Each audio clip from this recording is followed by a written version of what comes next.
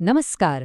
मुख्यमंत्री युवा इंटर्नशिप योजना पूर्ण केली आहे किंवा करण्याचा विचार करताय?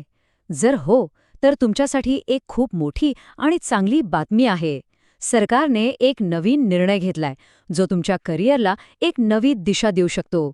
चला तर मग, आज आपण बघूया की या एका निर्णयानंतर तुमच्यासाठी कोणत्या संधींची दारं उघडली आहेत.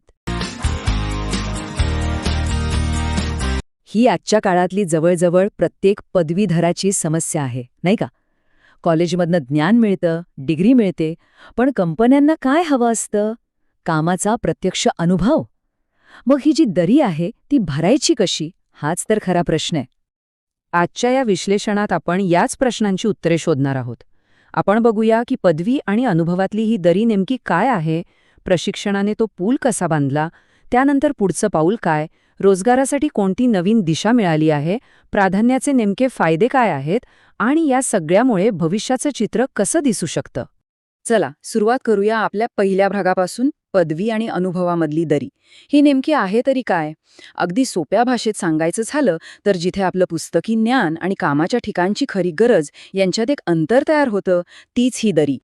जरा विचार करा, एका बाजूला आहे एक पदवीधर ज्याच्याकडे पुस्तकातलं ज्ञान आहे, एक चांगली डिग्री आहे, आणि दुसऱ्या बाजूला आहेत कंपन्या ज्यांना हवंय प्रॅक्टिकल नॉलेज, कामाचा अनुभव. या दोघांमधल्या अंतरामुळेच अनेक तरुणांना चांगली पदवी असूनसुद्धा नोकरी मिळवणं खूप अवघड जातं. तर हीच दरी भरून काढण्यासाठी सरकारने एक पूल बांधला, आणि तो पूल म्हणजे मुख्यमंत्री युवा कार्य प्रशिक्षण योजना. चला बघूया ही योजना नेमकी काय आहे आणि ती कशी काम करते. ही योजना मुळात सुरू झाली होती पदवीधरांना शिक्षण पूर्ण झाल्यावर प्रत्यक्ष कामाचं प्रशिक्षण देण्यासाठी. याचा उद्देश अगदी सरळ आणि सोपा होता, त्यांची नोकरी मिळवण्याची क्षमता वाढवणं. म्हणजे शिक्षण आणि नोकरी यांना जोडणारा हा एक अतिशय महत्त्वाचा दुवा होता. पण प्रशिक्षण पूर्ण झाल्यावर काय? हा अनुभव घेतल्यानंतर प्रत्येक उमेदवाराच्या मनात एक खूप महत्त्वाचा प्रश्न उभा राहतो. प्रशिक्षण तर घेतलं, अनुभवही मिळाला, सगळं ठीक आहे, पण आता पुढे काय? नोकरीची काही हमी आहे का?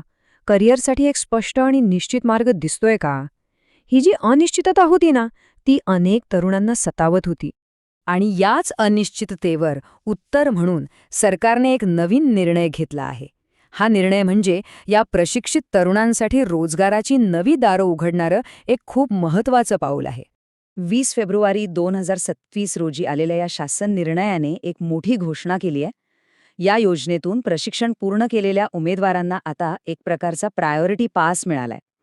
म्हणजे काय? तर त्यांना इतर योजनांमध्ये आणि संधींमध्ये प्राधान्य दिलं जाणार आहे. मग ह्या प्रायोरिटी पासचे नेमके फायदे तरी काय आहेत? चला, आता या प्रशिक्षित उमेदवारांना मिळणाऱ्या 6 प्रमुख फायद्यांवर एक नजर टाकूया. या एका निर्णयामुळे 6 मोठे फायदे मिळणार आहेत. यात कौशल्य विकासासाठी ITI-मध्ये आरक्षण आहे, स्वतःचा व्यवसाय सुरू करू इच्छिणाऱ्यांसाठी स्टार्टअप चॅलेंजमध्ये संधी आहे, आणि महास्वयं पोर्टलच्या माध्यमातून थेट नोकरीची संधी आहे. एवढंच नाही तर रोजगार मेळाव्यातही विशेष मदत मिळणार आहे. चला, यातील प्रत्येक फायदा जरा सविस्तरपणे समजून घेऊया. पहिला आणि सगळ्यात महत्त्वाचा फायदा म्हणजे कौशल्य विकासाला चालना. आता सरकारी ITI-मधल्या शॉर्ट टर्म कोर्सेसमध्ये 10% जागा या उमेदवारांसाठी राखीव असतील. आणि एक विशेष गोष्ट म्हणजे त्यांना कोणत्याही एका कोर्ससाठी एकदा मोफत प्रवेशही मिळणार आहे.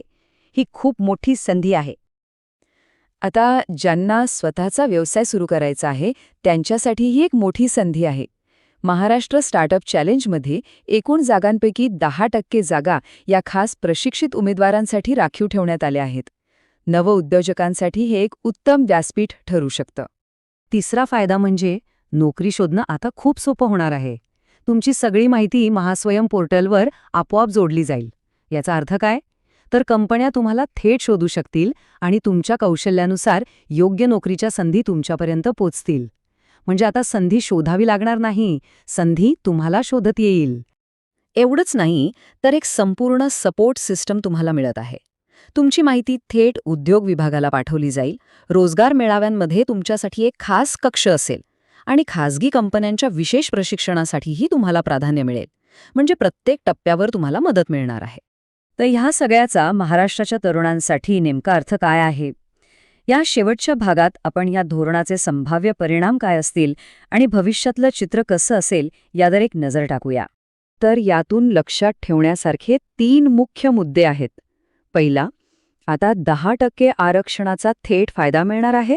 दुसरा, महास्वयं पोर्टलमुळे नोकरी मिळण्याचा मार्ग खूप सोपा झाला आहे.